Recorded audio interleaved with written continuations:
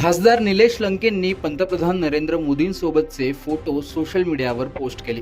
त्यावर त्यांनी आधी लिहिलं होतं की देशाचे पंतप्रधान नरेंद्र मोदी साहेब यांची अविस्मरणीय भेट, लोकप्रतिनिधी म्हणून देश हित, विकास आणि जनसेवेबाबत त्यांच्याशी संवाद साधण्याची संधी मिळाली।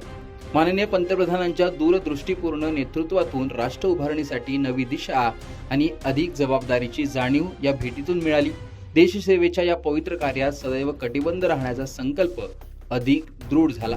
ही पोस्ट निलेश लंकेंच्या फेसबुक पेजवरून 2:33 पोस्ट करण्यात आली आणि निलेश लंकेंनी मोदींचं कौतुक केल्याने या पोस्टची चर्चाही सुरू झाली।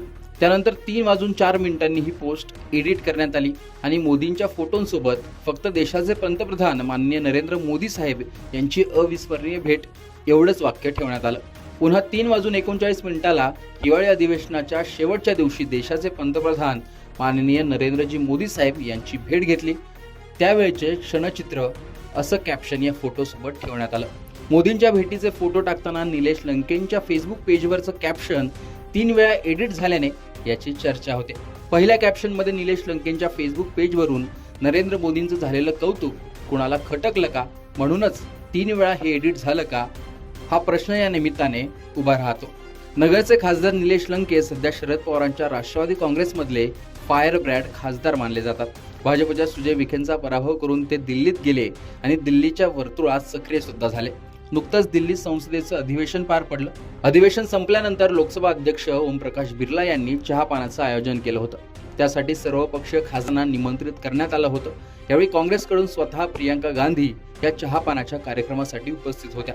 मोदींसमोरच राजनाथ सिंहांच्या बाजूला प्रियंका गांधी बसल्या होत्या, त्यामुळे या कार्यक्रमाची चर्चा झाली। यात सर्वाधिक लक्ष वेधलं ते नगरचे राष्ट्रवादीचे खासदार निलेश लंके यांनी। निलेश लंके हे राजनाथ सिंग आणि प्रियंका गांधींच्या मागे बसले होते। जिथे ते बसले होते तिथून पंतप्रधान मोदी अत्यंत जवळ होते। खासदार सुप्रिया सुळे मात्र मोदींपासून लांब बसलेल्या दिसल्या। या कार्यक्रमात सर्व पक्षातील प्रमुख नेते उपस्थित होते। त्या तुलनेत खासदार निलेश लंके मात्र नवखे दिसले आणि तेही मोदींपासून जवळच्या अंतरावर। या कार्यक्रमादरम्यान निलेश लंके हे नरेंद्र मोदींच्या जवळ गेले। दोघांमध्ये गप्पाही झाल्या आणि फोटोही काढण्यात आले। मागे सुप्रिया सुळे या निलेश लंके आणि मोदींच्या गप्पा याच्याकडे कुतूहलतेने पाहत होत्या आणि हसतही होत्या। या भेटीचे फोटो सोशल मीडियावर पोस्ट करत निलेश लंकेंनी सुरुवातीला मोदींचं कौतुक केलं, मात्र नंतर साधारण कॅप्शन देत हे फोटो टाकले। निलेश लंकेंनी विरोधी खासदार म्हणून अनेक वेळा मोदी सरकारवर टीका केली। मोदी सरकारची 11 वर्ष ही इव्हेंट आणि जातीय संघर्षाची गेलेत। मोदी सरकारला कामापेक्षा नावाचं राजकारण करण्यात यश आलं अशा शब्दात त्यांनी मोदी सरकारवर ताशेरे देखील ओढले होते। त्यानंतर थेट मोदींना भेटल्यानंतर त्यांनी पंतप्रधानांच्या दूरदृष्टीपूर्ण नेतृत्वातून राष्ट्र उभारणीसाठी नवी दिशा, अधिकची जबाबदारीची जाणीव झाली। ती या भेटीतून मिळाली हे वाक्य मोदींसाठी लंकेंनी लिहिलं हे आश्चर्यजनक होतं।